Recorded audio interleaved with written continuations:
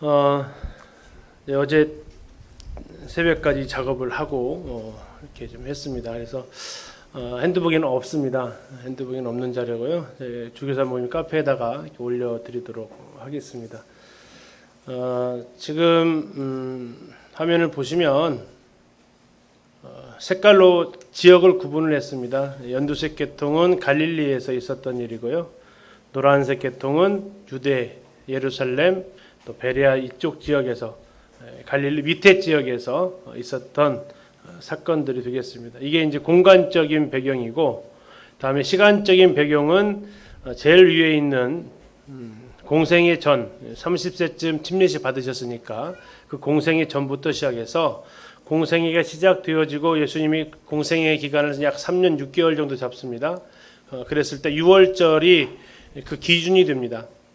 6월절을 3년 6개월 정도 잡는 이유가 바로 거꾸로 가면 이게 1년이죠. 6월절 1년에 한 번씩 있으니까 그 다음에 이게 2년, 다음에 이게 3년, 그리고 이게 한 6개월 정도 잡아서 공생의 기간을 약 3년 6개월 정도 잡습니다.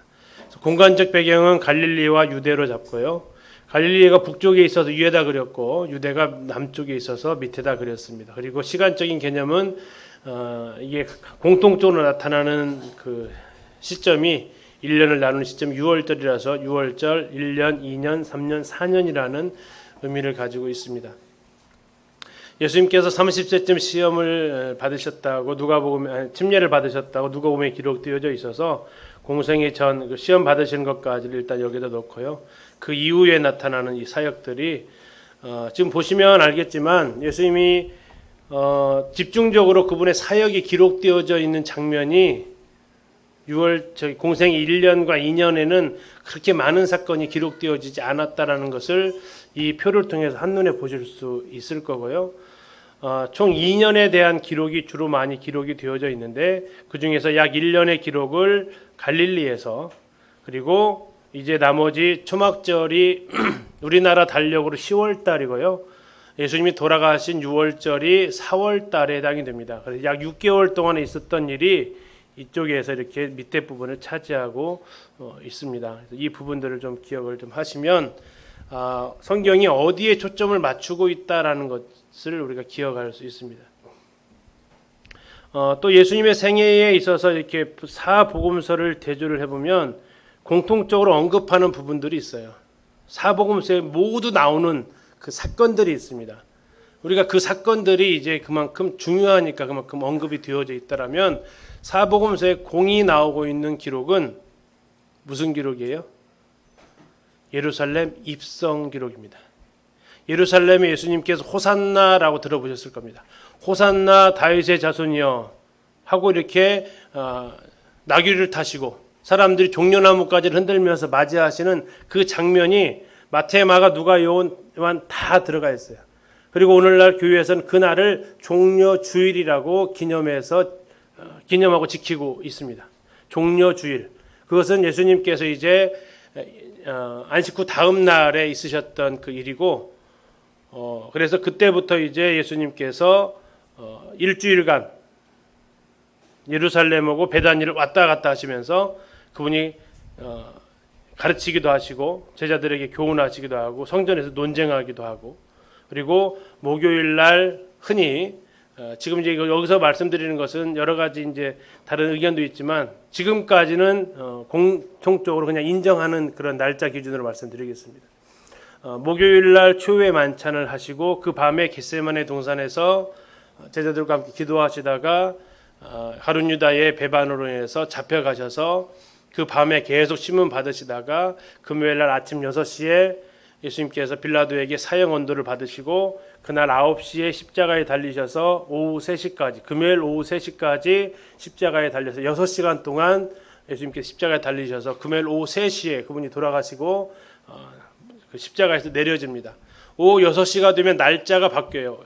그들은 날짜 변경이 저녁이 되면 아침이 되면 저녁부터 날짜 시작하는데 그것이 보통 오후 6시부터 그 다음 날짜가 돌아가는 것이 되겠습니다. 그러니까 지금 유대인 계산으로 하면은 우리는 강습회를 1박 2일 하시는 거예요. 그 다음 날에 지금 6시 넘었잖아요. 식사하시면서. 네. 그 다음 날로 넘어가는 이게 유대인들의 계산이니까 우리는 0시에서 0시까지 가야 하루지만은 우리는 이제 그렇게 모였습니다. 그래서 6시 넘어가면 날짜가 바뀌면서 안식일로 들어가요. 금요일 날 돌아가셨으니까. 그래서 안식일 날은 아무것도 할 수 없기 때문에 그 안에 빨리 시신 수습해가지고 장례까지 다 마무리하고 안식일 날 예수님께서 하룻밤 지냈다가 안식 후 첫날 부활을 하시게 되죠. 그리고 부활하신 이후에 그 사건들이 이제 기록이 되어져 있습니다. 그래서 가장 중요한 그 분기점으로 잡는 것이 언제냐면 예루살렘 입성이에요. 자, 예루살렘 입성이 나와 있는 장면이 아까 마태복음에서 마가 다 있는데요. 마태복음 몇 장에 예루살렘 입성을 하세요? 1교시에 말씀드렸어요. 1교시. 마태복음 21장입니다. 찾아보겠습니다. 성경을 좀 펴서 그 부분은 굉장히 중요합니다. 21장 1절에 보면 이건 직접 확인을 하시고 하셔야 돼요. 그들이 예루살렘에 가까이 가서 감람산 벳박에 이르렀을 때에 예수께서 두 제자를 보내셔서 나귀 새끼를 끌고 와라 합니다. 그러면서 이제 예수님께서 나귀를 타고 들어가시죠. 6절을 보시면 제자들이 가서 예수께서 명하신 대로 하여 나귀와 그 나귀 새끼를 끌고 와서 자기들의 겉옷을 그 위에 얹으며 예수께서 그 위에 타시니 하면서 이제 9절에 이렇게 나오죠. 앞에서 가고 뒤에서 따르는 무리가 소리 높여 이르되 호산나 다윗의 자손이여 찬송하리로다 주의 이름으로 오시는 이여 가장 높은 곳에서 호산나 하더라라고. 호산나 뜻이 뭐예요? 이제 구원하소서라는 뜻을 가지고 있습니다. 그래서 왕으로 오시기 때문에 이제 당신 이것을 구원해 주십시오라고 외치는 때가 마태복음 21장에서 나와요. 그러니까 이때가 종료주일이고 일주일 예수님이 일요일 날 들어오시고 월, 화, 수, 목, 금 말 죽으시는 거예요. 그러니까 이때는 지금 예수님 돌아가시기 카운트 5일 전이라는 얘기가 돼요. 그러니까 이 기록이 일요일부터 시작해서 21장이 28장까지 있잖아요. 마태복음이요.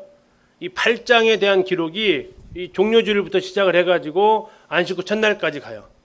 부활하신 장면으로 끝나요. 마태복음이. 이게 딱 일, 월, 화, 수, 목, 금, 토, 일 8일 기록이에요. 8일 기록을 8장에 다 할애를 하고 있다고요. 그만큼 여기에다가 집중을 하고 있다는 얘기입니다. 자, 마가복음으로 가서 보겠습니다. 마가복음 몇 장에 있다겠어요? 예, 기억하기 쉽죠. 11장입니다. 11장 1절이 이렇게 나와 있습니다. 그들이 예루살렘에 가까이 와서 감람산 벳바게와 베다니에 이르렀을 때에 또 똑같은 이야기가 나옵니다. 그래서 역시 9절에 가서 보시면 앞에서 가고 뒤에서 따르는 자들이 소리 지르되 호산나 찬송하리로다 주의 이름으로 오시는 이여. 똑같은 내용이죠. 이게 종료주일이에요. 다시 말하면 일요일입니다. 역시 일요일부터 시작해서 마가복음도 부활로 끝나요. 승천을 마가복음 특별히 승천까지 갑니다. 그래서 역시 이 8일간의 기록이 총 마가복음이 16장까지 있는데 6장을 여기다 할애하고 있다고요. 그러면 16분의 10이니까 분수로 하면 5분의 3이 여기 할애하고 있다는 거죠. 5분의 3 아닌가요? 16분의 10이니까 8분의 5네요. 8분의 아니죠. 자꾸 헷갈리네. 8분의 3? 8분의 5? 맞아요? 예. 이 8분은 아닌데. 16분의 6이니까 8분의 3. 거의 반절 가까운 수치를 여기에다 할애하고 있다는 얘기예요. 우리가 성경이 복음서를 읽을 때 성경이 어디에다가 많은 지변을 할애하고 있는가 그만큼 중요하다는 얘기죠. 자, 누가복음을 가서 보겠습니다. 누가복음. 자, 누가복음은 24장까지 기록이 되어 있지만 마태복음보다 훨씬 깁니다. 분량적으로는 장수로는 적은데 한 장이 굉장히 길기 때문에 총 절수 글자 수를 계산하면 마태복음보다 훨씬 깁니다. 자, 이제 이 장면이 어디서 나오냐면 19장으로 가서 보시겠습니다. 19장 28절에 이렇게 나오죠. 예수께서 이 말씀을 하시고 예루살렘을 향하여 앞서가시더라 하면서 벳바게가 또 나옵니다. 나귀 새끼가 또 나오죠. 그러면서 이렇게 얘기합니다. 38절 이르되 찬송하리로다 주의 이름으로 오시는 왕이여 하늘에는 평화 가장 높은 영광이로다면서 동일하게 호산나 외치는 소리가 여기에서 등장합니다. 19, 20, 21, 22, 23, 24 24장 중에서 6장을 여기다 할애하고 있다는 얘기는 25%를 여기다 할애하고 있다는 얘기죠. 근데 절수로 계산하면 그 30% 이상이 여기에 할애하고 있다는 얘기입니다. 다음에 마지막 요한복음으로 가서 보시면 요한복음에서도 동일하게 예수님의 예루살렘 입성을 언급하고 있습니다. 12장 용문 12장 12절부터 보시면 그 이튿날에는 명절에 6월절입니다. 온 큰 무리가 예수께서 예루살렘 오신다는 것을 듣고 종려나무 가지를 가지고 맞으러 나가 외치되 호산나 찬송하리로다 주의 이름으로 오시는 이여 이렇게 나와 있죠. 자, 여기서부터 12장부터 시작해서 21장까지 총 10장이에요. 요한복음은. 특별히 요한복음은 마가다락방에서 있었던 사건이 13장부터 마가다락방 사건이 13, 14, 15장까지 기록이 돼요. 그리고 16, 17장은 마가다락방에서 떠나서 기드론 골짜기 지나서 겟세마네까지 가는 기간이 16, 17장 기록되어져 있어요. 그리고 17장에서 이제 기도하시고 18장에서 겟세마네에서 잡히시거든요. 그래서 마가다락방 기록이 3장이나 기록이 되어져 있어요. 예수님 세족식 하시고 떡과잔을 떼서 나눠주시면서 근심하지 말라고 얘기하시고 포도나무 비유 같은 이야기들을 하면서 쭉 연결이 되어져 있어요. 그래서 이 요한복음은 거의 50%가 이 마지막 8일에 집중을 하고 있어요. 그러니까 이제 그 시점이 어디 시점이냐면 바로 이제 여기서부터가 분량은 예루살렘 입성이라고 써 있는 여기서부터가 지금 성경에서는 거의 한 40% 이상이 이 부분에 온갖 집중을 다 하고 있다는 얘기예요. 글자 하나씩 썼지만 이런 부분들이 차지하는 분량보다는 이 뒷부분이 훨씬 더 많이 차지하고 있고 특히 십자가에 달리시는 그 과정은 굉장히 자세하게 묘사하고 있습니다. 그것은 그만큼 이 사건이 복음서를 쓴 중요한 이유라는 거죠. 그리고 부활로 항상 마무리를 하고 있습니다. 우리가 이제 복음서를 보고 예수님의 생애를 보실 때 이 기준점을 잡으셔야 돼요. 기준점. 그리고 이제 또 다른 기준점은 예수님이 공생에 시작하는 장면이 침례식 받는 장면이죠. 그것이 마태, 마가, 누가, 요한에는 침례식 받는 장면이 정확하게 기록이 되어져 있고 요한복음에는 침례식 받는 장면보다는 이제 침례를 주었던 침례 요한의 선포가 좀 더 구체적으로 언급이 되어져 있죠. 그래서 공생이 시작하는 그 시점이 하나가 있고 다음에 예루살렘 입성하는 그 시점이 하나가 있어요. 그리고 이제 중요한 또 하나의 시점은 아까 전체 말씀 시간에 말씀드린 베드로의 신앙 고백 그 시점입니다.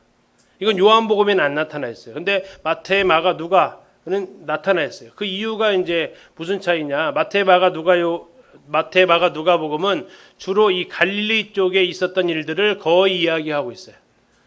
그리고 요한복음은 바로 예루살렘에서 있었던 사역들을 중심으로 이야기를 하고 있어요. 그러다 보니까 예루살렘 사역이 중심을 이루다 보니까 갈릴리 저 북쪽에 있었던 가이사랴 신앙 고백을 요한복음에는 기록을 하지 않고 있었던 거죠. 그런데 그 신앙 고백이 굉장히 중요한 시점이 되고 그 시점을 바탕으로 예수님께서 자신의 순환을 예고를 하세요. 베드로의 신앙 고백을 하고 나서 그 1차 신앙 고백을 듣고 1차 순환 예고하시고 변화산에 올라가셨다가 내려와서 간질병 걸린 귀신 들린 그 아들 제자들이 쫓아내달라고 못 쫓아내면서 할 수 있거든이 무슨 말이냐 믿는 자에게 능치 못할 일 없다라고 하시면서 그 일을 하고 나서 예수님께서 2차 순환 예고를 하세요. 그리고 마지막 3차 순환 예고는 여리고에서 예루살렘으로 올라가시면서 마지막 여기 표에는 이제 여기서 3차 순환 예고가 이렇게 나와 있죠. 여기에서 마지막 순환 예고하시고 이제 예루살렘 입성하시면서 돌아가시는. 그래서 그 시점 가이사랴 빌립보에서 신앙 고백이 중요한 것이 그때부터 예수님께서 비로소 얘기하셨다라고 나오고 있습니다. 확인하고 잠깐 가겠습니다. 마태복음 16장으로 가셔서요. 예수님의 생애의 중요한 분기점은 우리가 표시하시면서 확인을 해주시면 좋겠습니다. 16장 21절입니다. 16장 21절 이때로부터 이렇게 하죠. 이때로부터라는 얘기는 베드로의 그 신앙 고백과 거기에 따른 예수님께서 천국의 열쇠를 주겠다고 하신 그 부분입니다. 이때로부터 예수 그리스도께서 자기가 예루살렘에 올라가 장로들과 대제사장들과 서기관들에게 많은 고난을 받고 죽임을 당하고 제3일에 살아나야 할 것을 제자들에게 어떻게 하셨어요? 비로소 나타내셨다. 나왔어요. 비로소 나타내셨다. 비로소 나타났다는 얘기는 뭐예요? 이 시점을 굉장히 예수님은 중요하게 생각하셨고 언제 이 사실을 드러낼 것인가에 대해서, 왜냐하면 이렇게 비로소 나타내신 이유는 왜 미리 말씀하셨을까요? 예수님 말씀하시기를 이렇게 미리 말씀한 이유는 이러한 일이 이루어지고 나면 그분은 우연히 돌아가신 것이 아니고 그분은 예언한 대로, 그분은 자신의 죽음을 예고하시고 돌아가셨다는 것을 통해서 이분이 메시아이심을 믿게 하려고 그랬어요. 그런데 이 시점을 예수님은 언제 이것을 터뜨리냐가 그분에게서는 중요한 시점이었는데, 그 시점이 언제였냐면 베드로의 신앙 고백 이후였어요. 예수님을 따라다녔던 그 제자의 입으로 예수님이 하나님의 아들이심을 고백한 그 시점을 잡은 거예요. 그래서 이거 시점은 굉장히 중요한 시점인데, 그 시점이 어디냐면 여기에 해당되는 그 시점이에요. 신앙 고백하는 그 시점. 성경에서 이제 그런 포인트를 잡을 때 아까 말씀드린 대로 이 공생이 시작되어지는 이 부분이 있습니다. 그리고 신앙 고백하는 이 시점이 중요한 시점이고요. 다음 예루살렘 입성이 중요한 시점입니다. 지금 여기에 이제 빨간색으로 이렇게 테두리를 한 것은 이번 여름 성경학교 공과에 나오는 그 사건들의 언급되어진 그 부분을 빨간색으로 표시를 해놨어요. 테두리가 빨간색은 그 의미예요. 이번 공과에 나오는 것을 의미합니다. 빨간색 테두리로 된 것은. 자, 이제 또 하나 예수님의 생애에서 우리가 좀 혼동스럽게 생각하는 부분들이 좀 있는데요. 예수님이 성전을 들어가셔가지고 거기서 장사하는 사람 내쫓고 막 이런 일 하시잖아요. 몇 번 이런 일이 있었어요? 한 번이에요, 두 번이에요? 한 번이에요, 두 번이에요? 네. 왜 한 번이라고 생각하시죠? 왜 두 번이라고 생각하시죠? 이게 이제 연대기적 구성을 해놓으면 분명하게 드러나는 거예요. 자, 1차 성전 정결은 언제 있었냐면 요한복음 2장에서 나타나요. 요한복음 2장에서 나타났다는 얘기는 뭐예요? 생애 초기에 있었던 사건이에요. 예루살렘 1차 유월절 때 예루살렘 올라가셔가지고 성전 정화를 하세요. 니고데모 만나기 전에 있었던 사건이에요.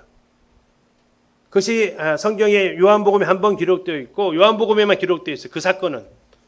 두 번째 사건은 마태마가 복음에 기록되어 있는데 언제 기록되어 있냐면 아까 종려주일에 예루살렘 입성을 하셨죠. 일요일 날. 그리고 그 다음 날 월요일 날 성전 정화를 또 하세요. 이게 예수님께서 공생애 동안에 성전 정화 사건은 두 번 성경에 기록되어져 있어요. 근데 보통 이렇게 성경을 공부하시는 분들이 한 번의 사건을 양쪽에 기록된 것으로 이해를 하신다고. 이것은 그런 착오는 왜 생기냐면 이 예수님의 생애를 연대기적 구성을 놓치기 때문에 똑같은 사건으로 보는 거예요. 자, 예수님께 향유 부은 거 몇 번 있었을까요? 한 번이에요, 두 번이에요? 이것도 이제 막 헷갈려 하세요. 예수님께 향유 부은 여인이 누구예요? 마리아죠. 어떤 마리아예요? 성경에는 마리아라고 하시면 안 돼요. 그냥 마리아라고 하면 누구예요? 그럼 김철수 이런 거나 똑같아요. 워낙 흔한 이름이에요. 어떤 마리아예요? 우리는 이제 막달라 마리아라고 이렇게 듣고 알고 계세요. 왜 그렇게 알고 있냐면 찬송가 가사 때문에 그래요. 찬송가 가사에서 주님께 향해 온 막달라 마리아처럼 이런 단어가 나와서 그래요. 근데 그것은 근거는 없어요. 전혀. 성경에서 딱 한 번 근거 있게 말한 사람은 베다니 마리아예요. 베다니 마리아. 그 사건이 언제 있었냐면 예수님께서 돌아가시기 그 주간에 있었습니다. 이제 그 사건이 이제 마리아의 향유 부은 사건인데 예루살렘 입성 바로 전에 있었던 사건이에요. 이 사건이 있었고 이것은 장소가 유대 지역이에요. 또 한 번의 사건이 누가복음에 기록되어져 있어요. 향유 부은 사건이. 누가복음 7장에 기록되어져 있었고 또 하나는 저 후반에 기록되어져 있어요. 그래서 연대기적 구성으로 보면 서로 별개의 사건, 장소도 달라요. 장소도 다르고 그 여인을 칭하는 호칭도 달라요. 누가복음에서는 죄인인 여자라고 호칭하고 있어요. 근데 베다니 마리아가 죄인인 여인이에요? 아니에요. 이 베다니 마리아는 예수님께서 아주 그냥 자주 들렀던 집의 여인이에요. 별개의 사람이라고요. 향유 부은 여인은 그 동네에서 죄인 취급 받았던 여인이었고 이 베다니 마리아는 달랐고요. 이 베다니 마리아는 굉장히 비싼 향유를 주님 앞에 드렸던 장례용이었어요. 장례용. 근데 이 누가복음 7장에 나와 있는 이 여인은 장례용이 아니에요. 그것은 그냥 정결 예식용이에요. 그래서 발 씻을 물도 주지 않았다라는 표현을 누가복음 7장에 나오고 있다고요. 이 사건하고 이쪽은 누가복음 7장에 있는 이 사건은 어디에 있었냐면 갈릴리에서 있었던 사건이에요. 베다니 마리아는 유다에서 있었던 사건이에요. 공간도 전혀 다른 지역이고 호칭도 다르고 하는데도 우리는 성경에 그 사건이 그 사건으로 생각하는 경향들이 꽤 많이 가지고 있다. 그렇지 않다라는 겁니다. 서로 다른 사건이에요. 시간적으로도 완전히 차이가 나고요. 장소적으로도 굉장히 많이 차이가 나요. 근데 여기에 대한 질문을 제가 꽤 많이 받아서 이렇게 말씀을 드리는 거예요. 이게 같은 사건이냐. 예, 그리고 누가복음 7장에 그 여인을 막달라 마리아라고 보통 칭합니다. 그 이유가 이제 8장에 나오는 여인들 이름을 잃으면서 그 막달라 마리아가 일곱 귀신 들렸다고 하면서 아마 이 여인이 예수님께 향유를 부었지 않았을까라고 추측하는 거지, 그 여인이 막달라 마리아라고 말하는 것은 그렇게 적절한 표현 같지는 않아요. 그냥 예수님께 향유 부은 여인이고, 굳이 거기다가 지역 이름을 붙이려면 베다니 마리아라고 하면은 틀리진 않습니다. 자, 어쨌든 이 예수님의 이 연대기적 구성을 하지 않으면 그런 비슷한 사건을 두리뭉실해서 이렇게 넘어가 버리는데, 이 예수님의 생애를 수태고지 순간부터 시작을 해가지고 예수님의 승천까지 이렇게 쭉 올라가면 이렇게 참 다양한 많은 사건들이 있어요. 근데 감사한 것은요, 첫째가 감사한 것은 예수님이 공생애를 얼마 안 사셨다라는 거. 예수님 죄송합니다. 얼마 안 사셨다라는 거. 3년 반밖에 안 사셨어요. 한 10년 살았으면 우리는 정말 돌아버릴 거예요, 아마. 네. 두 번째, 예수님이 다른 데를 별로 안 가셨어요. 너무나도 감사하게 다니셨던 데는 거의 갈릴리하고 예루살렘, 유다 쪽밖에 없어요. 가끔 한번 현장학습을 제자들 데리고 두로와 시돈 한번 갔다 오시고, 대가볼리 지역 한번 갔다 오신 거 빼고는 저 위로 잠깐 갔다 오시고 없어요. 대부분이 다 갈릴리고 대부분 유다예요. 얼마나 고마운지 몰라요, 공부하는 사람 입장에서는. 근데 이게 막 아까 두 번째 시간에 지리를 배우셨지만 셰펠레도 내려가신 적이 없고요. 가이사라 쪽으로 이렇게 내려가신 적도 없고요. 요단 동편으로 가신 적, 베레아가 딱 한 번 있어요, 누가복음에서. 그 말고는 전부 다 갈릴리 중심, 유다 중심이니까 이거 지도 만들기가 그나마 쉬웠어요. 만약에 한 10년 사셨고 지역이 퍼져 있으면 표 만들 생각도 못 했을 거예요. 저걸 이제 언젠가 만든다 하다가 계속 못 만들다가 이번에 아이고 이참에 못 만들겠다 싶어서 5시간 걸려서 이것을 만들었는데 별거 아니잖아요. 예, 별거 아닌데 5시간 걸렸어요. 그렇죠? 별거 아니잖아요. 그렇죠? 그러니까 외우셔야 되죠. 별거 아니니까 외우셔야 돼요. 예, 뭐 만든 사람도 있는데 뭐 이것은 이제 한번 이미지를 한번 넣어 보시는 거죠. 그리고 이제 오늘 그 강의 제목이 그렇습니다. 첫 페이지도 안 넘어가고 시간을 갖다가 30분 썼네. 지리적 접근, 연대기적 접근이에요. 그래서 이제 지도를 가지시라고 한 이유가 그렇습니다. 지도를 가지고 예수님께서 어디서 어떻게 이동하셨는가를 확인하려고 그래요. 그 두 번째는 연대기적, 예수님의 탄생부터 시작해서 예수님의 승천까지를 쭉 그 한 타임라인에다가 놓고 보려고 그래요. 이 작업은 한 번 정도는 꼭 해야 돼요. 근데 모든 예수님의 생애를 이렇게 볼 필요는 없어요. 왜냐하면 예수님께서 그 마태바가 누가 요한을 통해서 그 책을 기록한 특별한 목적이 있거든요. 예수님의 생애를 갖다가 그냥 이 전체의 그분의 풀 스토리, 인생 스토리를 알리고자 했다면 성령은 성경을 그렇게 쓰시지 않으셨겠죠. 그러나 그것이 목적이 아니고 이걸 통해서 무엇인가 말해주고 싶었던 목적을 가지고 있어요. 마태복음은 흔히 어떤 예수님을 표현했다고 그래요? 왕으로 오신 예수님. 근데 그 왕이신 예수님이 하나님이셨고 하나님이 왕으로 오셨는데 그분이 왕으로서 어떤 모습을 보이시냐면 많은 사람의 대속물로 오셨다라고 마태복음 20장 28절에서 얘기하고 있어요. 왕이 죽으러 오셨다는 얘기예요. 통치하시는데 우리가 보통 개념은 왕은 지배자의 개념을 가지고 있는데 그분은 왕이심에도 불구하고 유대인들의 왕이심에도 불구하고 자기 목숨을 대속물로 주러 오셨다고 얘기해요. 마가복음은 보통 어떤 얘기를 해요? 종으로 오신 예수님을 해요. 그래서 마가복음 1장 1절의 시작이 굉장히 장엄하게 시작을 합니다. 종으로 오셨다고 했잖아요, 방금요. 그죠? 마가복음 1장 1절은 뭐라고 시작할까요? 뭐라고 시작해요? 종으로 오셨으면 뭐라고 시작해요? 맞아요. 하나님의 종 예수 그리스도의 복음의 시작이다 이렇게 해야 될 거 아니에요. 근데 마가복음 1장 1절은 뭐라고 시작을 해요? 같이 한번 읽어보실까요? 마가복음 1장 1절 시작. 하나님의 아들 예수 그리스도의 복음의 시작이라. 마가복음을 쭉 읽어보면 정말 섬기러 오셨고 행동하는 예수님을 보여줘요. 기적이 굉장히 많이 나와 있어요. 설교가 없어요. 종이면 설교를 해요. 행동을 해야지.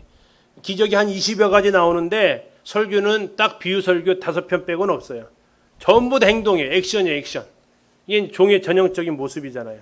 왕의 전형적인 모습은 뭐예요? 설교거든요. 우리나라 대통령도 연두기자회견하고 막 대국민 담화하고 하잖아요. 이게 왕의 모습이거든요. 그래서 이 마태복음에는 대국민 담화가 5편 나와 있어요. 설교문이 5번 나와 있다고요. 왕이 통치의 자시예요. 그럼에도 그분은 대성물로 오셨고, 마가복음에서는 종이신데 중요한 것은 그 근본이 뭐냐 이거예요. 누가 종이었냐? 하나님의 아들이 종으로 오셨다라는 선언이에요. 하나님의, 우리가 종으로 기억하는 그 하나님, 그 종은 원래 종이 아니고 하나님의 아들이 종으로 오셨다는 얘기예요. 누가복음은 어떤 예수님을 보여주고 있다고 그래요? 사람으로 오신 예수님을 보여주고 있다고 그래요. 근데 그 사람으로 오신 예수님은 어떠한 예수님이냐면 정말 소외받고 힘없고 가난한 사람들. 그래서 누가복음의 대표적인 구절을 꼽으려고 할 때 보통 누가복음 19장 10절을 꽂아요. 삭개오 이야기를 통해서 인자의 온 것은 잃어버린 자를 찾아 구원하려 합니다. 그래서 인자라고 표현하고 있어요. 사람의 아들로 표현하고 있는데 하나님이 사람의 아들로 오신 목적을 얘기하고 있다고요. 뭐하러 오셨어요? 잃어버린 자를 찾으러 오셨어요. 누가복음에는 여인들 이야기가 굉장히 많아요. 지금이야 여기 있는 자매님들이 뭐 동등한 그리스도 안에서 사회적 위치를 누리고 있지만 100년 전에 태어나셨으면 어떠셔요? 여기 이렇게 민낯으로 이렇게 계실 수는 없잖아요. 그렇죠? 같이 붙어 앉을 수도 없어요. 남녀 부동산 따로따로 떨어져 있고 공부할 수 있는 권한도 없으셨어요. 그런데 이 누가복음에 예수님 당시라면 어땠을까요? 죄송하지만 오병이어 숫자 셀 때 먹은 사람이 누구라고 그랬어요? 여자와 어린아이 외에 나와 있어요. 죄송합니다. 사람 취급 안 했어요. 카운트 안 셌다고요. 여자가 먹고 어린아이가 먹은 것은 숫자로 계산 안 됐다고요. 그게 예수님 당시에 여인들과 아이들을 대하는 가치관이었다고요. 근데 그걸 예수님께서 깨버리셨다고요. 예수님께서 여인들 이야기가 누가복음에 굉장히 많이 나와 있어요. 세리들의 이야기가 나와 있어요. 이런 사회적 약자들이 굉장히 많이 나와 있는데 그분이 인자로 오셨다고요? 뭐하러? 잃어버린 자를 찾으러 오셨다는 얘기. 요한복음은 어떤 복음서라고 그래요? 하나님의 아들로 오셨다고 그래요. 하나님의 아들로. 하나님의 아들로 왜 오셨을까요? 요한복음의 기록 목적은 요한복음 20장 31절에 정확하게 얘기하고 있죠. 오직 이것을 기록하면 너희로 예수께서 하나님의 아들이심을 믿게 하려 하며 또 그 이름을 믿어 생명을 얻게 하려고 했다 그랬어요. 그 하나님의 아들이 오신 이유가 뭐냐면 생명을 주러 오셨다는 얘기예요. 이 복음서마다 각각 가지고 있는 메시지가 있어요. 근데 이것을 연대기로 묶어놓으면요, 그 메시지가 흐려져요. 그래서 그냥 보편적으로 읽을 때는 그 책에 나타나 있는 예수 그리스도를 발견하시면 돼요. 그리고 읽으시면서 예수 그리스도가 하나님 아들이시구나 하는 것을 내가 고백할 수 있으면 돼요. 그런데 이 연대기는 왜 해야 되냐면 거기에 대한 전어 문맥을 우리가 찾고 그것을 이해하고 복음서를 가서 보면 더 잘 보여요, 이게.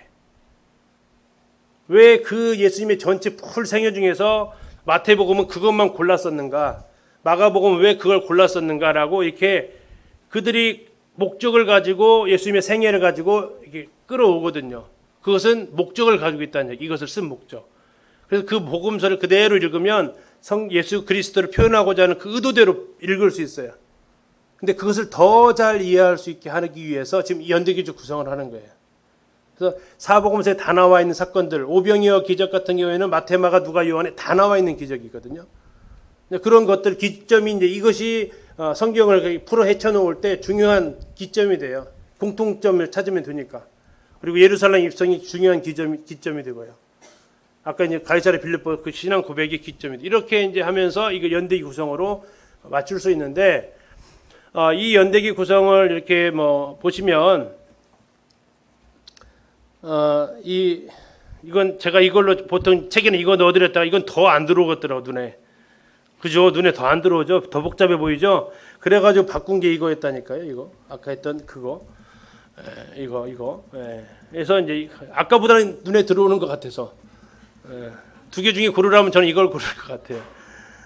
누르기도 힘드네. 자, 이렇게 해서 이제 그 예수님의 생애를 구성을 해보니까 예수님께서 예루살렘과 갈릴리에서 이렇게 해볼 수 있고 그런 중요한 기점을 찾아가지고 나눠보면 예수님께서 어떠한 모습으로 사셨는지를 우리는 대략 감을 잡을 수 있고 그래서 이 사건이 어떠한 과정 가운데서 일어났는지를 알아갈 수 있다는 얘기입니다.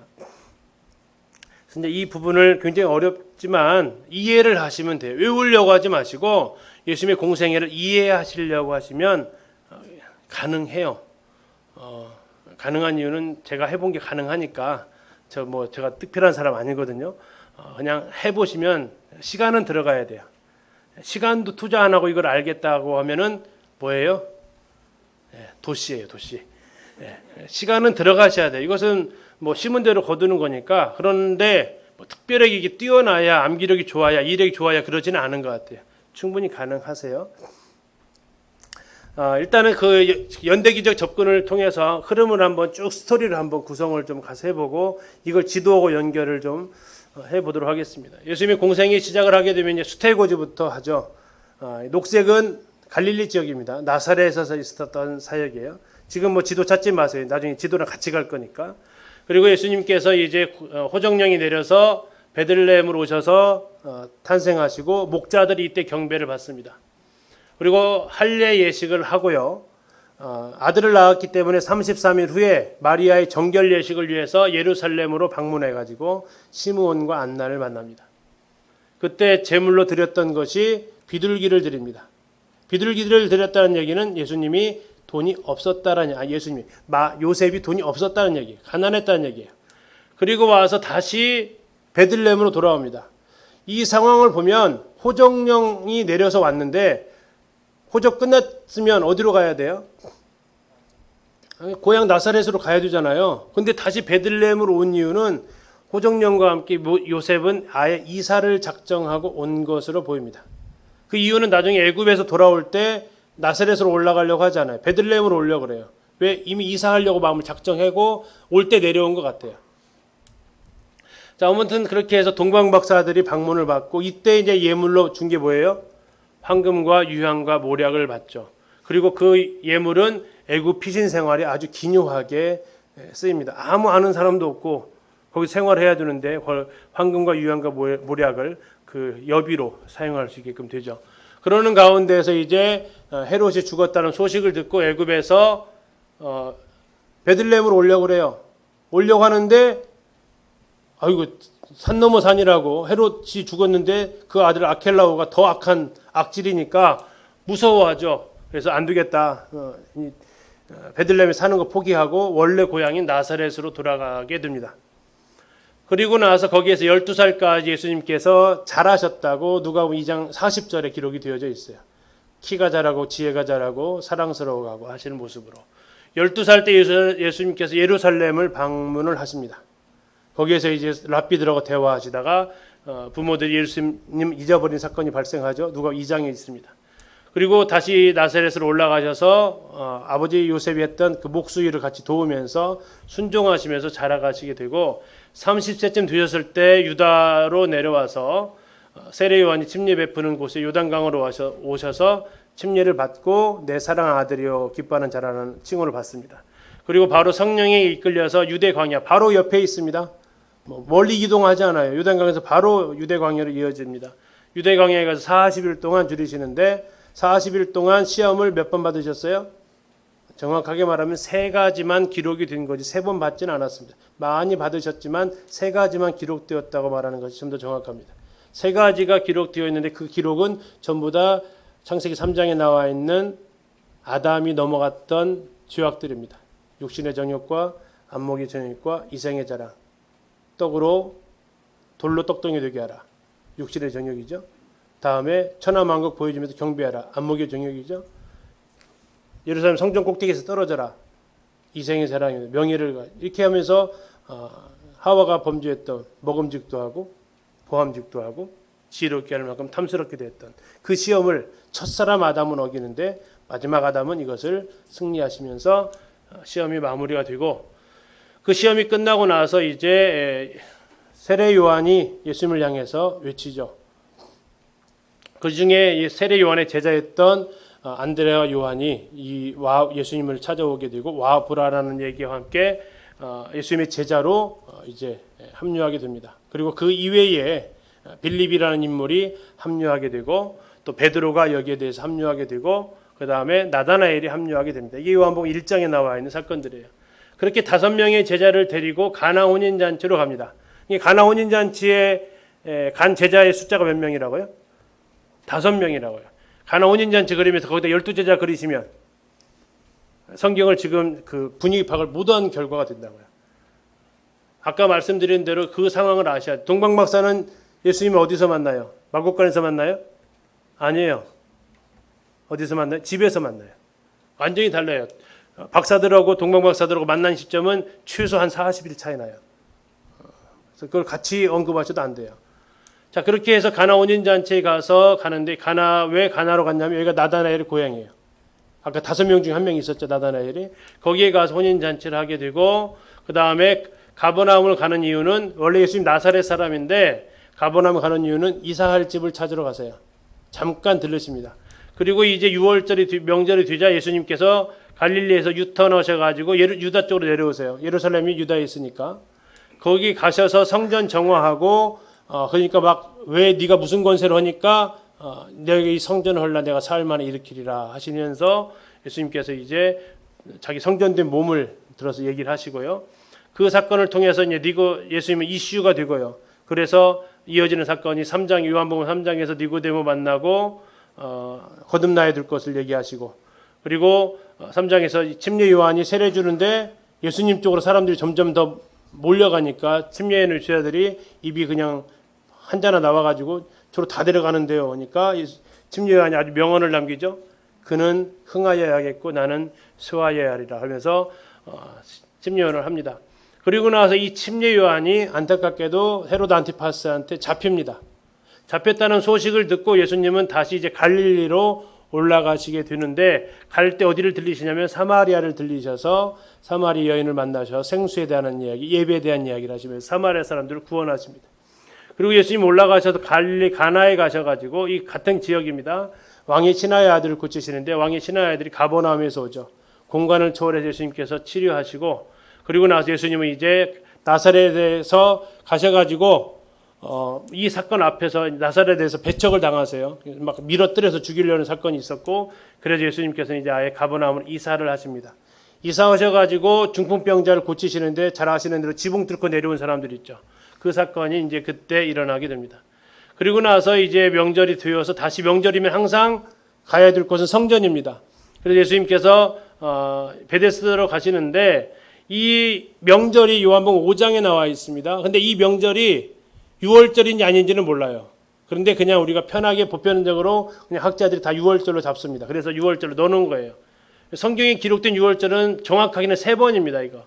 근데 보통 여기에 나와 있는 이것을 시간적으로 계산했을 때 6월절이라고 봅니다.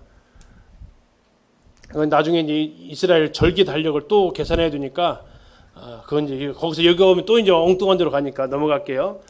그렇게 해서 이제 예수님께서 6월절에 베데스다에서 38년 된 병자 고치시고 아무 일 다른 사건 없이 다시 올라가세요. 올라가다가 배고파가지고 미리사학을 먹으니까 왜 그러냐면서 인자는 안식일의 주인이다라고 얘기하시는 그리고 갈릴리로 가셔가지고 회당에서 가버나움 회당에 손 마른 자 고쳐주시니까 왜 안식일에 그런 일 하냐 하면서 또 시비 걸고 자 그렇게 하는 가운데에서 비로소 이때 팔복산에 올라가서 12제자를 선택하세요. 자 12제자 선택하는 시점을 한번 보셔야 돼요. 예수님 공생이 시작하자마자 선택 안 하신다고요. 얼마나 시간이 흘렀어요? 1년이 훌쩍 넘어간 시간이에요. 그러니까 예수님이 12제자가 풀타임으로 예수님을 따라간 시간은 2년 정도밖에 안 돼요. 예수님의 공생애가 3년 6개월인데 여기서 5제자가 합류하고 중간에 나머지 제자들이 합류합니다. 그렇지만 공식적으로 지명받아가지고 따라다닌 것은 얼마라고요? 2년여밖에 안 돼요. 3년 동안 따라다니지 않았어요. 3년간 따라다녔다는 얘기는 풀타임이 아니고 파트타임으로 따라다녀요. 그때 시간 될 때마다 예수님 따라다니는 것은 맞습니다. 그러나 3년 내내 따라다니지는 않았어요. 이때 예수님 팔복산에서 예수님 12제자 택하시고 다시 내려오셔가지고 예수님 갈릴리 전도 여행을 하러 나가세요. 그때 이제 백부장이 나타나서 내 하인 좀 고쳐주십시오 했을 때 예수님이 칭찬한 사람이죠.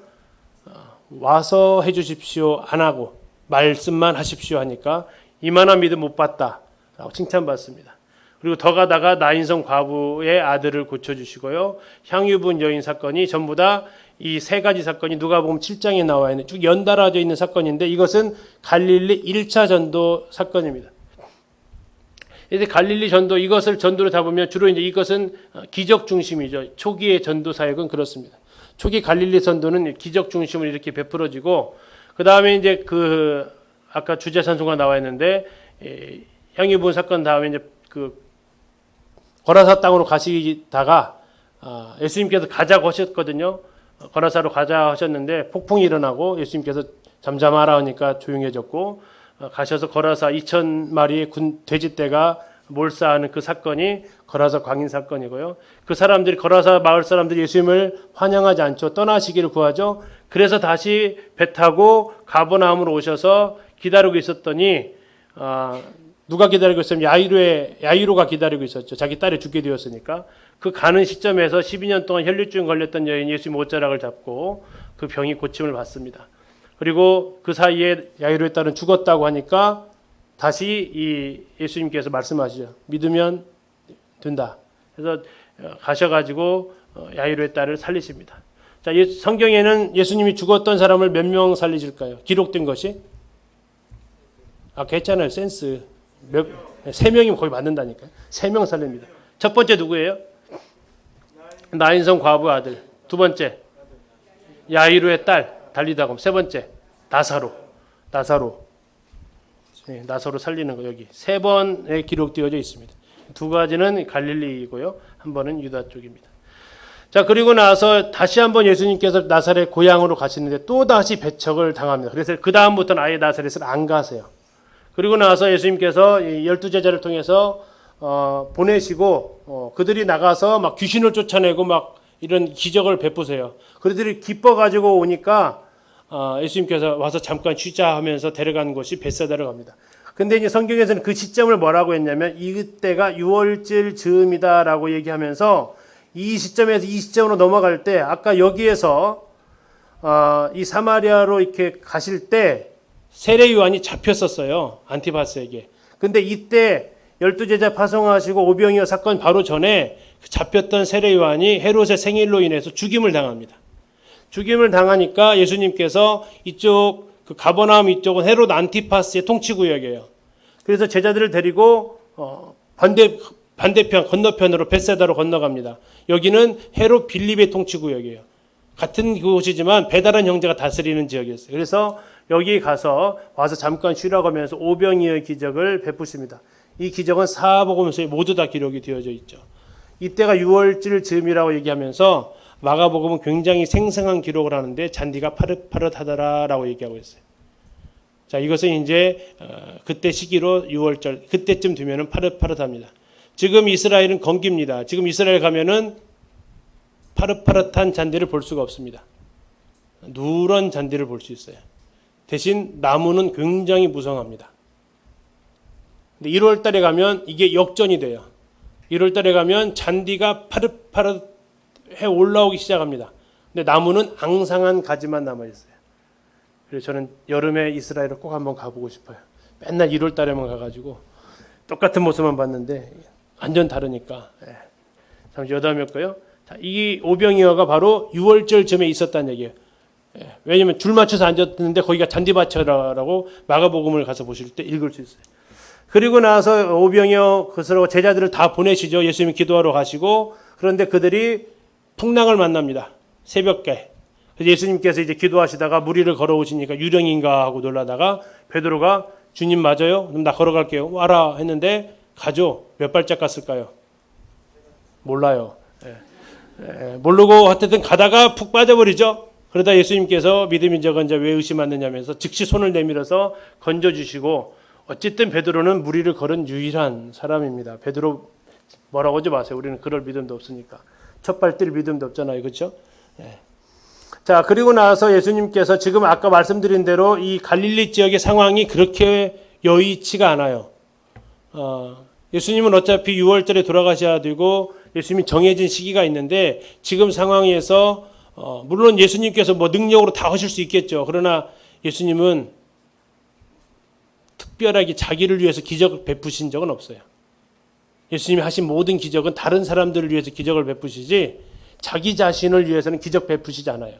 그래서 예수님께서는 자기에게 신변의 위험이 있자 사이드로 돌아가세요. 갈릴리를 떠나서 어디로 가냐면 이방인의 땅으로 가세요. 두로와 시돈 땅으로 가서 수로보니게 여인 나오죠. 그러면서 개 이야기가 나옵니다. 죽은 뭐 이렇게 자녀의 떡을 개에게 주지 마땅치 않다라고 하면서 그러나 그 여인의 믿음도 또 역시 칭찬하시죠. 그래서 칭찬받는 믿음을 보면 여기는 수로보니게 여인 또 여기는 백부장 전부 다 유대인이 아니에요. 참 이건 유대인들에게 있어서 굉장히 부끄러움이죠. 그리고 나서 돌아와서 보거나 여기 가서 한 사건밖에 없어요. 들어오시던 다니시면서 그리고 나서 다시 어디로 오냐면 이제 데가볼리 지역으로 가세요. 역시 헤롯 안티파스의 통치구역과는 관계없는 지역으로 가세요. 거기 가셔가지고 에바다가 무슨 뜻이에요?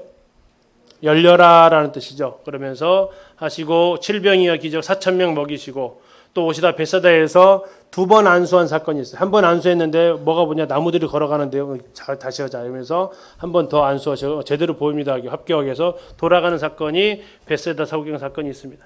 그리고 제자들을 데리고 이제 쭉 위로 올라가세요. 어디로 올라가냐면 가이사랴 빌립보로 올라가셔서 너희는 나를 누구느냐 하냐 신앙 고백을 받으시죠. 그리고 이제 이 변화산이 두 군데로 추정을 합니다. 하나는 헐몬산이고 하나는 다볼산이고. 근데 제 개인적으로 헐몬산이 맞다고 봅니다. 왜냐하면 동선상 헐몬산이어야 맞아요. 그리고 높은 산이라고 했는데 아까 다볼산은 500m 좀밖에 안 넘어요. 적어도 한 2000m는 넘어야 높다고 표현할 수 있지 않을까. 근데 이스라엘 가면 그 다볼산에 주님 변목교회가 또 있어요. 아마도 헐몬산에다가는 못 지으니까 걷다 지은 것 같은데 아무튼 그렇습니다. 변화산에 가서 예수님께서 이때 두 명이 나타나죠. 구약에 있었던 모세와 엘리야가 나타납니다. 그리고 초막을 짓겠다고 베드로가 얘기했다가 정신 못 차렸다 하면서 약간 혼나죠. 예수님하고 모세 엘리야를 동급 취급하려고 했거든요. 동급할 수 없는 거죠. 예수님 하나님이 두 사람을 싹 걷어가 버려요. 예수님만 남게 되고. 자 그리고 나서 다시 내려오는데 이제 변화산에 데려갔던 제자가 3명만 데리고 가요. 누구죠? 베드로, 요한, 야고보. 그러면 밑에 몇 명 남았어요?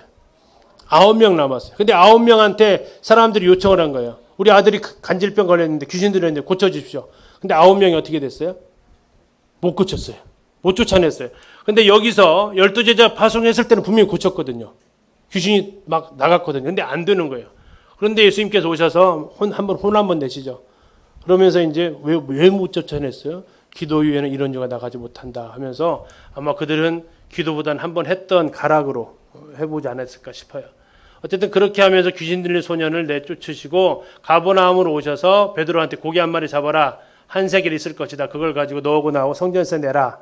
하시면서 이제 교훈하시고 드디어 이제 예루살렘으로 떠날 계획을 하시면서 70인을 먼저 파송하세요.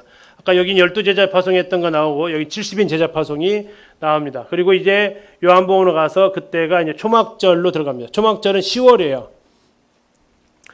이 초막절로 들어가면 예수님의 생애 마지막 부분이다라고 생각하시면 되고 요한복음 7장, 8장, 9장, 10장의 중반절까지가 다 초막절 이야기예요. 초막절에 예수님께서 제자 동생들한테 이렇게 안 올라가니까 동생들이 약간 비아냥거리죠. 올라가셔야 메시아 노릇 하실 거 아닙니까? 하면서 비아냥거려요. 예수님께서는 아직 내 때가 되지 않았다면서 안 올라갈 것 같이 하시다가 올라가세요. 그리고 나서 이제 여러분 잘 아시는 물에서 생수의 강이 흘러나리라. 또 지금도 크리스마스 날 막 올라이트 하려고 그러죠. 초막절 날이 그 올라이트 하는 날이거든요. 그러다가 이제 올라이트 하다가 이렇게 가늠한 여인이 나오면서 그 남자는 어디 갔나 몰라요. 그죠? 여자만 갖고 뭐라고 그래요. 이 여자, 가늠한 여자 잡아가지고 모세는 죽이라고 했는데 어떻게 하실래요? 막 이렇게 예수님이 시험하다가 죄 없는 자가 돌로 쳐라 라고 이렇게 하시고 그런 이야기, 진리가 너희를 자유케 하리라. 또 실로암에 가셔서 이 소경을 날 때부터 소경된 사람 눈 씻고 와라. 그냥 좀 안 깨끗한 방법 침 태가지고 눈에다 착 발라가지고 씻어라. 왜 그래요? 안 씻을 수 없게 하려고. 신발로서 했으니 그걸 당연히 씻으러 가야 되죠. 어쨌든 가야 되는데 그 장소가 어디로 가냐고 무슨 어디로 가라고요? 실로암으로 가라. 근데 그 실로암이 어떤 장소냐면 실로암이 축제의 장소예요. 실로암에서 성전까지 당시 제사장들이 물을 가지고 초막절에 이제 그 물을 하는 축제가 있고 물 축제가 있거든요. 그래서 이제 생수의 강이 흘러나리라는 것도 그 물 축제 일환으로서 지금 얘기하신 거고 그쪽으로 올라가는 그 계단이 발견이 됐어요. 이게 성전에서 실로암까지 오고 갔던 거예요. 물 축제 때 쓰여지는 물 가지고. 근데 이 소경은 한 번도 생애에서 한 번도 초막절 축제를 경험하지 못했고요. 그런데 실로암에 가서 씻으라고 하면서 그에게 그 초막절의 기쁨을 누리게 하시는 그 배려도 우리가 요한복음 9장에서 볼 수 있죠. 자, 그렇게 하고 나서 10장에서 이제 선한 목자에 대해서 얘기하시고 이렇게 하면서 이 선한 목자 그 초막절이 갈릴리에서 시작했다가 어디까지 이어지냐면 예루살렘에서 있었던 그 사역까지 쭉 이어져요. 여기다 써놓은 것은 공간이 없어가지고 써놓은 거니까 이해해 주시고요. 여기서부터 어쨌든 갈릴리에서부터 시작을 하기 때문에 또 의미는 있습니다. 여기서 시작해가지고 이제 일로 넘어오는 거죠. 그리고 나서 초막절 그 하시고 난 이후에 마리아 마르다 집에 가서 대접하는데 마르다가 불평을 하죠. 왜 마리아 일 안 도와주냐 하면서 예수님한테 원망하는 그런 일들이 있고 그러다가 다시 예루살렘에 올라가시는데 수전절에 올라가세요. 이것은 신구약 중간 시대에 있었던 마카비 혁명에 의해서 예루살렘 성전을 정결케 했던 그 사건이죠. 이 수전절은 우리나라 달력으로 12월 25일이에요. 크리스마스 성탄절과 딱 연결되어져 있어요. 그래서 이때 12월 말에 가면 촛대를 많이 보는데 촛대가 9개가 들어있어요. 9개짜리 촛대가 있어요. 보통 성막의 성전에 있었던 촛대는 가지가 7개거든요. 근데 여기는 9개짜리. 이것은 수전절 이 절기와 연관되어져 있는 촛대라서 특별히 9개짜리가 있습니다. 자, 그렇게 하면서 이제 수전절에서 얘기하시면서 너희를 내 손에서 빼앗을 자가 없다라는 그런 말씀하시고 그런 가운데서 이제 예수님께서 사람들한테 이제 자기가 하나님과 동일시한다고 막 죽이려고 하니까 에브라임으로 피신을 하시다가 이제 그 수정병 들린 자 안식일에 고쳐주시고 여기서 이제 주로 베레아 지역 사역을 주로 하시게 됩니다. 그리고 이제 베레아에 나와 있는 비유는 누가복음에 나와 있는 비유들이 굉장히 많이 나와 있죠. 부자와 나사로 비유, 또 잃어버린 드라크마, 양 이런 비유들이 전부 이때 이제 예수님께서 하셨던 그 비유들입니다. 누가복음의 특징은 누가복음 9장부터 20장까지가 갈릴리 사역도 아니고 예루살렘 사역도 아니에요. 베레아 사역이에요. 누가복음의 독특한 특징입니다. 누가복음 제일 마지막 절에 보면 예루살렘으로 올라가자 하시고 10장부터 내용이 기록되어진 내용이 예루살렘도 유대도 아닌 베레아 지역에서 주로 일어난 사건들을 기록하고 있습니다. 그래서 그런 내용들이 베레아에 있었던 여러 가지 비유들을 얘기하고 있고 그러다가 이제 베레아 지방에 그 베레아 지역에 살고 있는데 나사로가 심히 중하다는 소식을 마리아 통해서 듣는데 예수님께서 아직 아니야 하면서 이틀을 더 머물다 가시죠. 그래서 죽은 지 나흘 만에 가셔서 나사로를 살리시고요. 그리고 나서 이 나사로 때문에 예수님도 사람들이 막 죽이려고 하니까 에브라임은 다시 도피하시고 현재 이 에브라임은 이스라엘의 타이베라는 지역이 있는데 거기는 기독교촌이에요. 기독교 마을이에요. 특이한 마을이에요. 유대도 아니고 아랍도 아니고 기독교가 현재 있는 기독교란 개신교 생각하시면 안 되고요. 천주교계도 그런 교회가 있습니다. 그리고 나서 예수님께서 이제 10명의 문둥병자 중에서 9명은 다 감사하지 않았던 이야기, 또 부자 청년이 와서 어떻게 하면 영생을 얻으리까 하면서 낙타가 바늘귀 들어가는 것이 더 쉬울 걸 하셨던 이야기, 그러면서 여리고 들어가시기 전에 예수님께서 이제 죽을 것을 예언하시고 여리고로 들어가셔서 바디메오 소경 고쳐주시고 삭개오 만나서 구원하시고 그리고 예수님께서 이제 마리아 베다니로 올라오셔서 안식일 6월절 엿새 전에 향유 그 장례를 위한 예배를 받으시고 이제 드디어 종려주일 날 예루살렘 성에 낙이 타고 입성을 하십니다. 일요일 날이고요. 월요일 날 예수님께서 성전 정결 사건을 하십니다. 화요일 날 세금 문제, 다음에 계명 문제, 세계 부자가 한 글자씩 딴 거예요. 다음에 부활 문제, 다음에 자는 다윗의 자손 문제. 생각나서 다행이네. 이 세계 부자를 가지고 계속 성전에서 논쟁을 하시는 사건이에요. 이게 화요일 날 주로 있었고요. 수요일 날은 예수님의 어떤 행적이 기록되어 있지 않고 수요일 날은 유다가 변심하는 사건이 기록되어 있습니다. 예수님을 파는 것을 계획하게 되고요. 원래 유대인들이 예수님 죽일 계획을 세웠다가 취소를 하잖아요. 야, 지금 상태가 별로 안 좋다. 굉장히 예수님한테 호의적이었으니까요. 호산나 막 다윗의 왕이라고 하면서. 그래서 포기하려고 했는데 다윗이 유다가 와가지고 다시 상황이 반전되죠. 자, 그 이유가 뭐라고 나와 있어요? 예수님이 이때 돌아가셔야만 했기 때문에 그래요. 나중에 잠깐 말씀드릴 수 있으면 하고요. 어쨌든 유다가 이렇게 예수님에 대해서 은 30에 팝니다. 은 30은 몸값이 아니고요. 정보 제공료예요. 정보 제공료. 예수님 혼자 있을 때 무리와 떨어져 있는 시간을 알려주는 정보 제공료를 통해서 이렇게 하게 되고 그리고 나서 이제 예수님께서는 마가다락방에서 제자들과 함께 최후의 만찬을 드시고 거기서 세족식 하시고 또 자신이 다시 오실 것을 얘기하십니다. 그리고 거기서 다 끝나시고 이제 겟세마네 동산, 겟세마네가 기름 짜는 틀이에요. 여기서 기름은 무슨 기름일까요? 당연히 올리브 기름이겠죠. 우리나라처럼 참기름, 들기름 아니고 이스라엘은 올리브 기름입니다. 그래서 기름 짜는 틀, 여기 가니까 1000년 이상 된 올리브 나무가 많이 있어요. 가셔서 이렇게 예수님께서 기도하시다가 3명 데리고 더 기도하시다가 다 자죠. 그러면서 책망하시고 결국 유다에 의해서 잡히는데 베드로가 칼 꺼내가지고 말구의 귀를 잘라버립니다. 말구의 귀를 잘라버리는데 왜 잘려야 했어요? 이 사건 전에 예수님께서 제자들한테 한 얘기가 있어요. 나는 강도 취급을 받아야 된다라고 하세요. 나는 강도 취급 받아야 된다 하니까 베드로가 얘기하죠. 칼 준비됐습니다, 주님.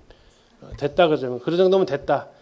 무리 하나씩을 다 차면 진짜 강도인데 13명 중에서 한 명이 2개 갖고 있으니까 그 정도면 강도 취급 당할 만하다 하면서 했는데 그걸 갖다 그냥 바로 또 써먹어 버리는 게 베드로잖아요.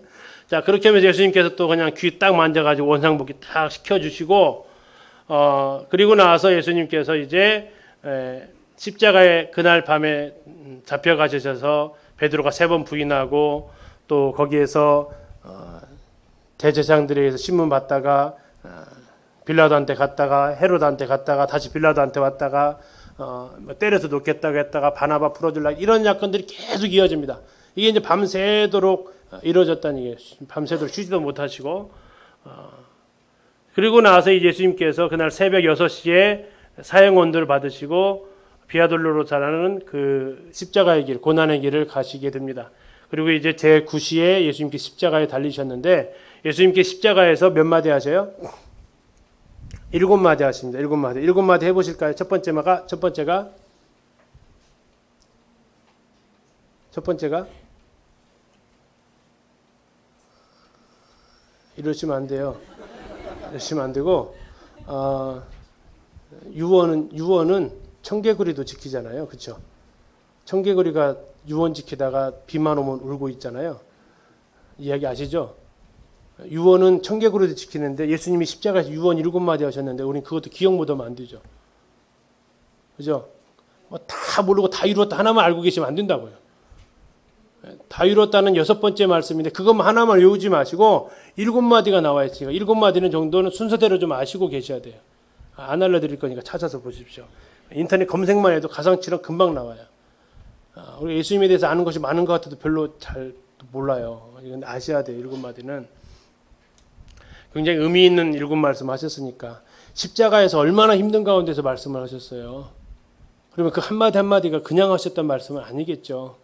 정말 온 힘을 다해서 말할 수밖에 없는 것이 십자가인데 우린 그 7마디 정도는 정말 외우셔야죠. 순서대로 쭉. 그것이 예수님이 십자가에서 내 주 위해서 담당하셨다고 딱 그냥 열매만 따먹으려고 하지 마시고 그것을 위해서 얼마나 희생을 치르셨는지를 우리는 기억을 해주시면 좋겠습니다. 그리고 나서 7마디 하시고 나서 예수님께서 이제 죽으시고 안식일날 예수님은 요셉의 무덤에 안장되시고 세마포리 입히셔서 안장되시는데 그날 토요일날 하루 지나고 주일날 여인들이 무덤을 찾아가는데 예수님이 뭐 하셨어요? 이미 부활하셔서 아무도 안 계셨어요. 여인들은 갈 때 야 돌 누가 굴려줄까 막 걱정하고 갔는데 이미 굴려져 있었고 자 그러는 가운데에서 부활하신 예수님을 제일 먼저 만난 사람이 누구예요? 막달라 마리아가 예수님을 처음 만나죠.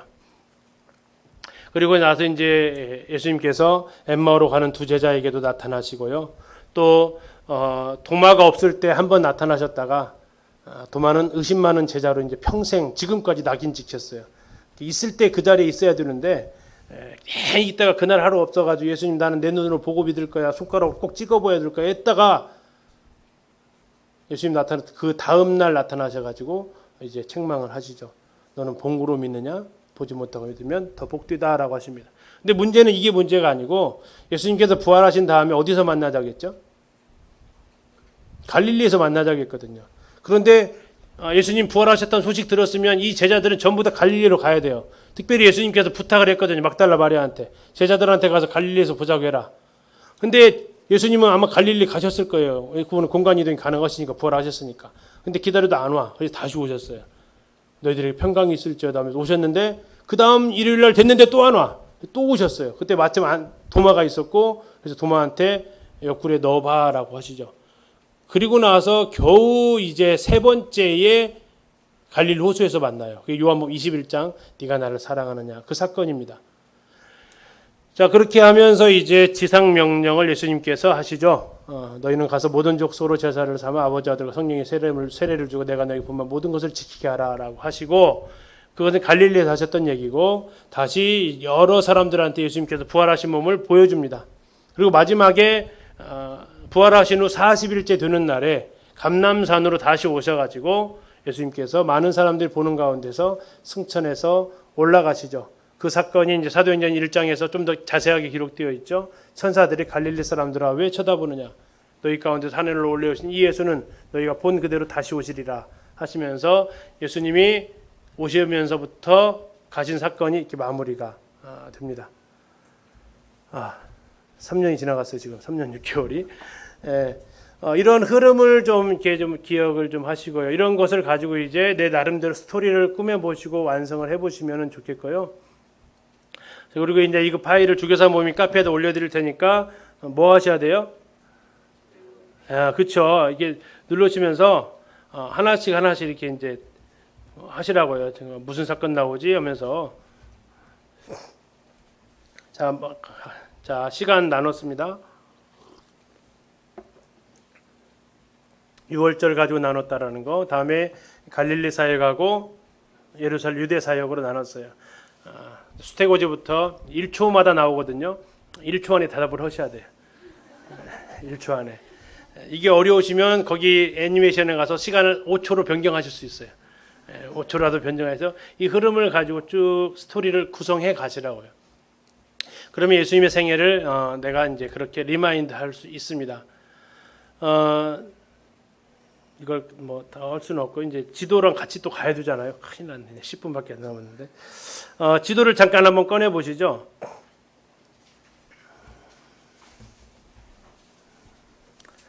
뭐 뒤에 있는 것은 이제 뭐 개인적으로 참고를 좀 하시고요.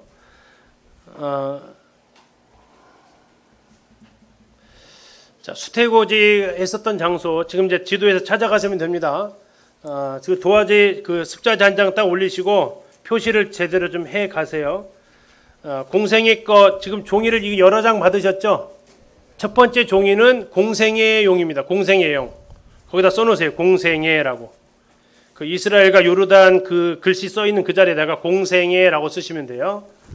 자, 쓰셨습니다. 자, 수태고지 어디서 했어요? 나사렛에다가 1번이라고 쓰세요. 1번. 그리고 수태고지라고 쓰지 마세요. 그냥 1번이라고만 쓰세요. 이 파일을 드린다고 했습니다. 이 수태고지구나. 다음에 두 번째 처녀탄생 어디서 하셨어요? 베들레헴. 베들레헴 빨리 찾아가세요. 베들레헴 예루살렘 밑에 있는데 그럼 예루살렘 어디 있어요? 또 물어보시니까 그러면 안 되고 사해바다 그 경계선 아까 말씀드린 거 아시죠? 예루살렘에서 1cm 정도 내려오면 베들레헴에 거기다 2번이라고 쓰십시오. 2번. 다른 건 쓰지 마세요. 다음에 정결 예식하시러 다시 어디로 가세요? 예루살렘 3번. 예루살렘 3번. 그 다음에 동방박사 만났는데 어디서 만나죠? 베들레헴에서 만나요. 이게 4번. 그러니까 2번하고 이제 구분을 하시지 않으면 24가 되니까 구분 잘 하세요. 2번 점을 찍으시든지.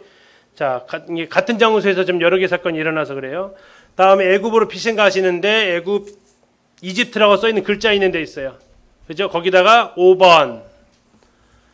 다음에 베들레헴 가려고 했다가 다시 나사렛으로 가십니다. 나사렛 가서 6번.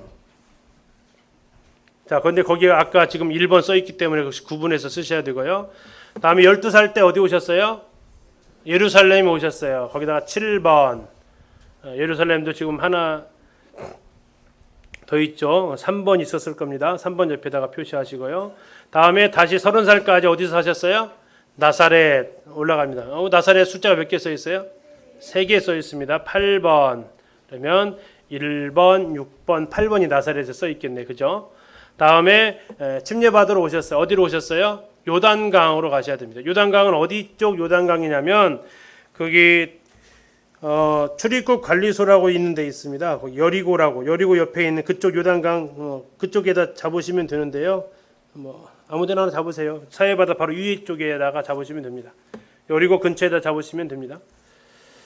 그 다음에 이제 예수님께서 시험 받으시는 데가 유다 광야입니다. 유대 광야 어디예요?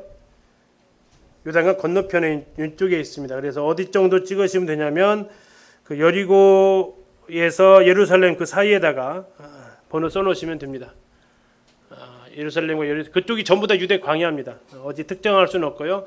물론 유대 광야에서 시험 받으시는데 3번 광야로 가셨다고 하는데 성전 꼭대기에서 떨어져라라고 했으면 그 시험을 어디로 오신 거예요? 다시 예루살렘으로 오셔야 되는 거예요. 예루살렘 여리고는 이렇게 왔다 갔다 할 수 있는 거리예요. 천하 만국을 보였다고 했을 때는 보편적으로 헤롯의 궁전을 보여줬다고 합니다. 여리고에서 높은 산으로 올라가시면 되고요. 그래서 그냥 유대 광야라고 이렇게 하시면 돼요. 자, 이게 지금 다 끝났어요. 다 끝나셨다고요. 지금 공생에. 자, 이제 번호 이동하는 것을 체크하시라고요. 어디로 갔는지. 되셨죠? 자, 두 번째 장 올리시고. 두 번째 장 올리시고. 6월절 1년이라고 쓰시죠. 6월절 1년. 이제 광야 시험 끝나시고부터예요. 자, 첫 번째 이제 무슨 일이 벌어지냐면 5 제자를 선택합니다. 이게 어디서 있었어요? 유대 땅에서 있었어요. 유대 땅에서. 유대 땅이면 주로 어디 있을까요? 여기가? 아까 유대 광야 그 근처에다가 1번 쓰시면 돼요. 아까. 이건 뭐 정확히 어디 지점이 안 나와 있습니다. 유대 광야 아까 쓰셨던 데 있죠? 10번 쓰셨던 데 거기다가 이제 1번 쓰시고. 자, 그 제자들 데리고 어디로 가세요? 어디로? 갈릴리 가나로 가십니다. 저기로 올라가셔서 가나로 가셔서 거기다 2번. 그리고 다시 이제 가버나움으로 가십니다. 이사하기 위한 장소 물색입니다. 가버나움 3번. 그리고 예루살렘으로 오세요. 예루살렘 성전 정화하러 오십니다. 예루살렘으로 다시 오세요. 4번. 그리고 거기에서 니고데모 만납니다. 다 예루살렘입니다. 5번. 침례 요한 사건은 요단강입니다. 에논 근처라고 나와 있는데요. 에논이 어디냐면 벳산 밑에 있어요. 벳산 밑에. 벳산 밑에가 에논 근처라고 하는데요. 하여튼 그 근처 하여튼 요단강 이쪽에서는 전부 요단강이라고 위치만 파악하시면 돼요. 그리고 나서 이제 다시 예수님께서 사마리아로 올라가십니다. 사마리아 몇 번이에요? 7번. 근데 사마리아로 거기다가 사마리아다 치시면 안 되고 이게 세겜 있는 데서 있었어요. 세겜에다가 치셔야 돼요. 죄송합니다. 좀 늦었네요.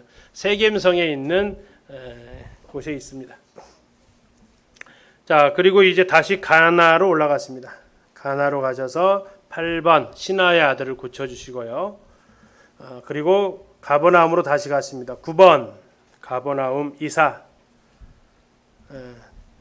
다시 9번 옆에다가 가버나움에서 중풍병 나병 10번 이렇게 하시면 되겠습니다.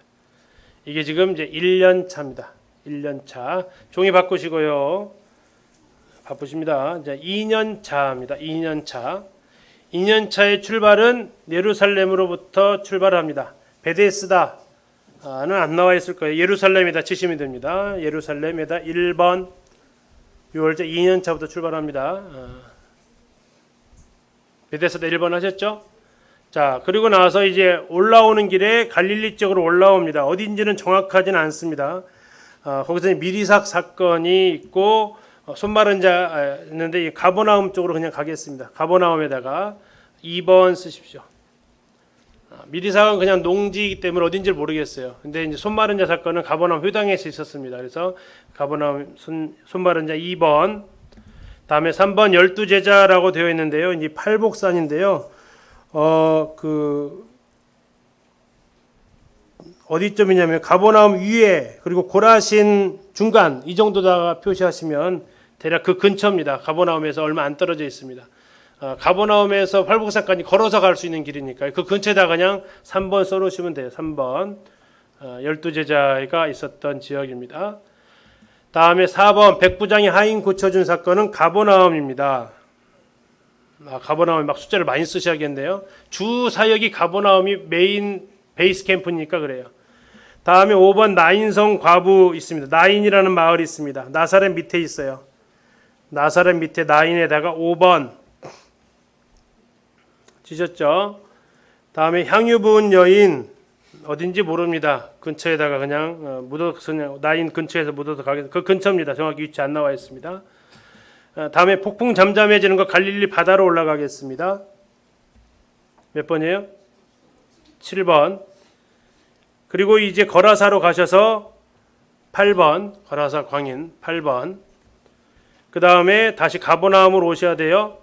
거기에서 두 가지 사건이 있습니다. 혈류증 걸린 여인하고 야이로의 딸. 그래서 두 개를 번호를 쓰시든지 번호 하나로 통합하시든지 그것을 이제 표시하시고요. 그 다음에 나사렛으로 다시 가십니다. 몇 번이에요? 10번인가요?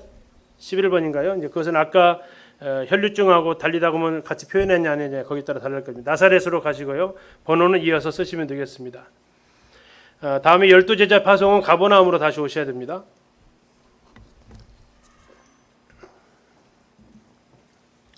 자, 이제 넘어가시겠습니다. 이제 지금 네 번째 장입니다.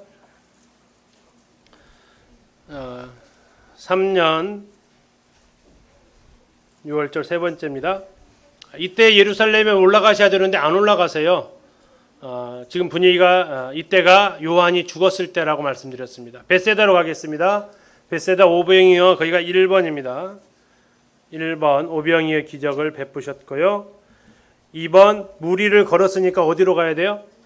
갈릴리 호수로 가야겠죠. 갈릴리 바다 한가운데다가 2번 무리를 걸으셨고요. 3번 저쪽 두로 쪽으로 가셔야 됩니다. 레바논 저 위에 있습니다.